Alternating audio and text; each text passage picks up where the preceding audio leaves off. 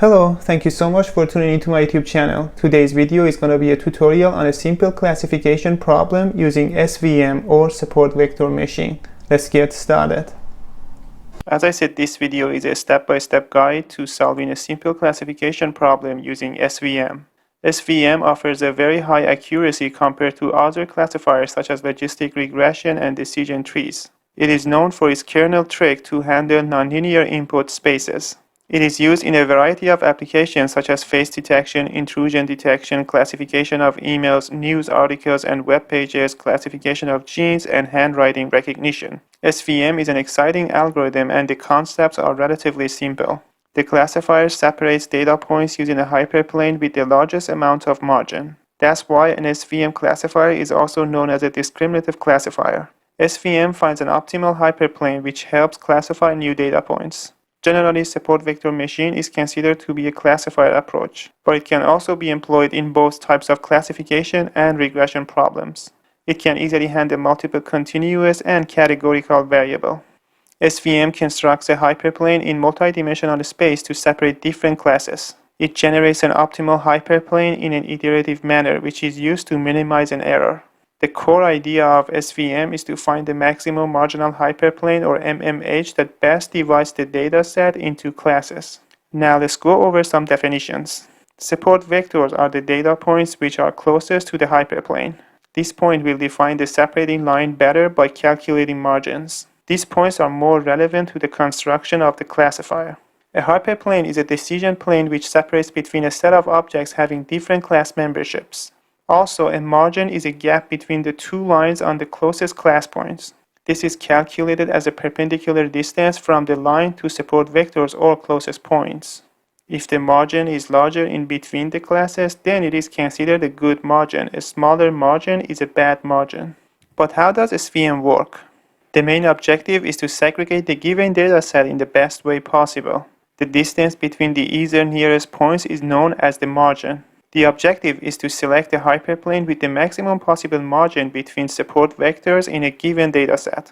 SVM searches for the maximum marginal hyperplane in the following steps. First, generate hyperplanes which segregate the classes in the best way. Left-hand side figure right here showing three hyperplanes, black, blue, and brown. Here the blue and brown have higher classification error, but the black is separating the two classes correctly. Second, select the right hyperplane with the maximum segregation from the either nearest data points as shown here. Some problems can't be solved using linear hyperplanes as shown in this figure. In such situations, SVM uses a kernel trick to transform the input space into a higher dimensional space as shown on the right side, as here.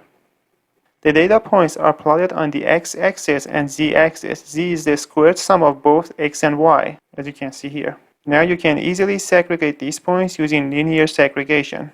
In other words, kernel trick helps you build a more accurate classifier. Linear kernel, polynomial kernel, and radial basis function kernel are some of the popular kernels used. In the case of the nonlinear kernels, you have to be cautious not to overfit your model to your training data.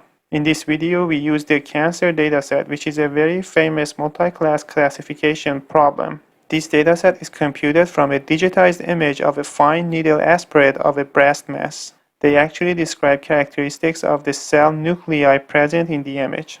The dataset comprises 30 features like mean radius, mean texture, mean perimeter, mean area, and so on, and a target, which is a type of cancer. This dataset has two types of cancer classes: malignant, which is harmful, and benign, which is not harmful. Here we want to build a model to classify the type of cancer. This dataset is available in the scikit-learn library. Okay, now let's go to Python and see how we can implement the SVM to solve this problem. Okay, here's the code. First, we import the datasets from the scikit-learn library as shown here. Then we load the cancer data. And this is where I'm showing the features. And this is where I'm showing the labels. This is a binary classification. As you can see, it specifies the type of the cancer. It's either malignant or benign. Here I'm going to show you the shape of the data, and then I'm going to just show you some of the features in our data. And here I'm printing out the labels. It's either 0 or 1. 0 for malignant, 1 for benign. And here I'm going to split the data into training and testing. 70% of the data is going to be used for the training. And here I import support vector machine. And I'm going to use a linear classifier. And then I'm going to fit the training data to my SVM model. And then I'm going to predict the labels from my test data. And I'm going to show you guys the accuracy, precision, and recall at the end. Okay, let's run it and see what happens. The run is complete. This is the accuracy, 96%. This is the precision, 98%, and recall is 96%. So the accuracy is very high, as you can see. These are the labels, which are the 0 and 1. 0 is for malignant and 1 is for benign cells. And here are some of the features. As you can see, mean radius, mean texture, and so on. And yeah. And also you could have access to this code using a link in the description section of the video. And that's about it.